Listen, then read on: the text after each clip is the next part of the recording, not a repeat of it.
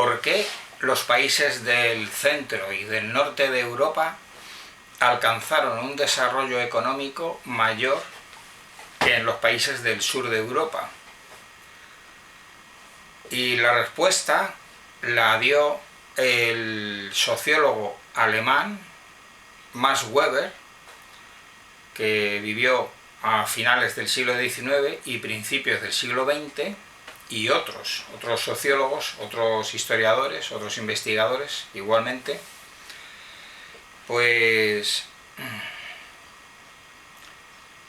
lo que dijeron es que esto había sido debido al movimiento del protestantismo, o sea, el movimiento religioso del protestantismo, de la reforma religiosa del protestantismo y su desarrollo a lo largo de la historia. Entonces, básicamente,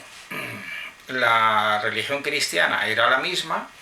que la católica en muchos puntos o en muchos ejes principales, pero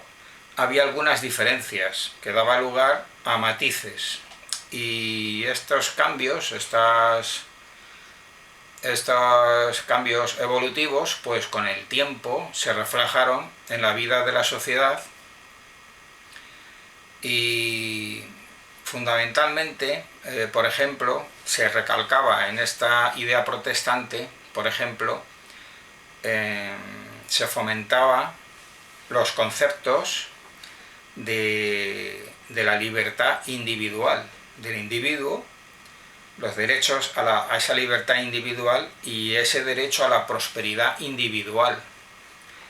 Y esto, aunque suena bien y efectivamente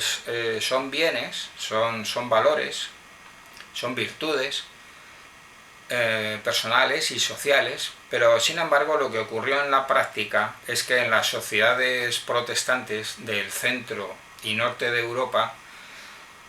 con el correr de las décadas, pues lo que ocurrió fue que bajo ese escaparate se fomentó un marco, un contexto social donde lo importante era la prosperidad económica, pero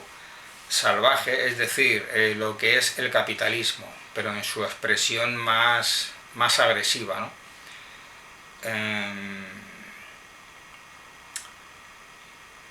Ganar dinero y prosperidad a cualquier precio, de cualquier manera, era lo importante, la prosperidad. La persona, cuando prosperaba, sabemos que en la religión católica de siglos pasados pues se valoraba mucho la humildad, esos valores de la pobreza, esa humildad económica, ¿no?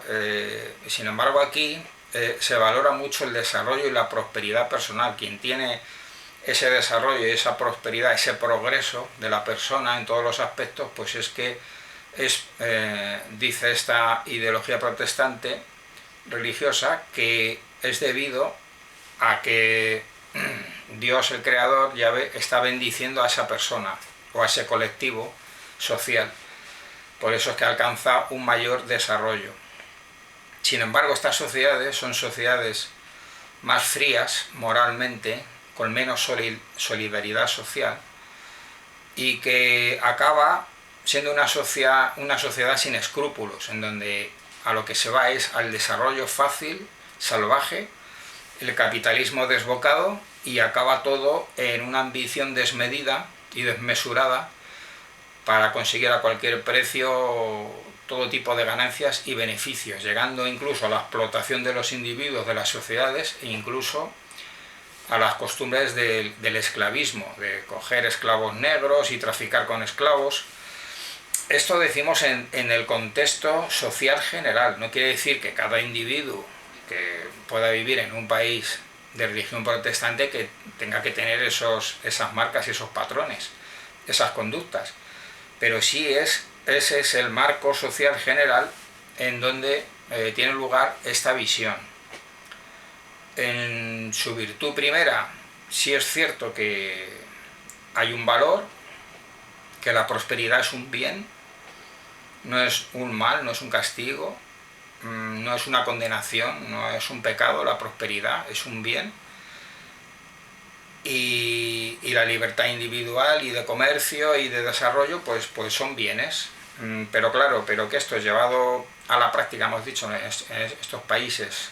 protestantes pues se convirtieron en países capitalistas, materialistas.